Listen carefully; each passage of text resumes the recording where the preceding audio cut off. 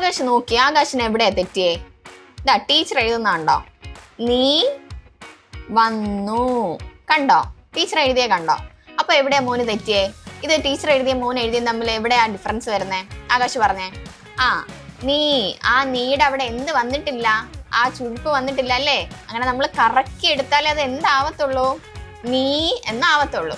ഇനി വന്നു, വന്നു മോൻ വാ എഴുതി, കറക്റ്റ് ആയിട്ട് എഴുതി, അടയാളവും ഇട്ടു. പക്ഷെ അവിടെ എന്ത് സംഭവിച്ചു? നാ അല്ലേ? നായാണ് എഴുതിയത്. നായുടെ കൂടെ അടയാളം ഇടുമ്പോ എന്താ പറയുന്നത്? ആകാശ് പറഞ്ഞേ. ന്യൂ. അതെ, ന്യൂ എന്നാ പറയുന്നത്. അപ്പം വന്നു എന്ന് പറയുമ്പോ ഇന്നാ അല്ലേ വരുന്നേ? പ്രൊണൗൺസ് ചെയ്ത് നോക്കിയേ ഒന്ന്. ഇന്നായാണ് വരുന്നത്. അപ്പൊ ഇന്നാ വരാൻ എന്നാ എങ്ങനെയാ എഴുതണ്ടേ? നാ എഴുതിയിട്ട് എന്ത് ചെയ്യുക? വേറൊരു നായുടെ പകുതി അല്ലേ? അടുത്തൊരു നായുടെ പകുതി. അപ്പൊ 3 പ്രാവശ്യം നമ്മൾ അടുപ്പിച്ചെഴുതുമ്പോഴാണ് എന്ത് വരുന്നേ? ഇന്നാ. ഇനി ഇന്നായുടെ കൂടെ അടയാളം ചേർക്കുമ്പോ എന്താ വരുന്നേ? പറഞ്ഞേ.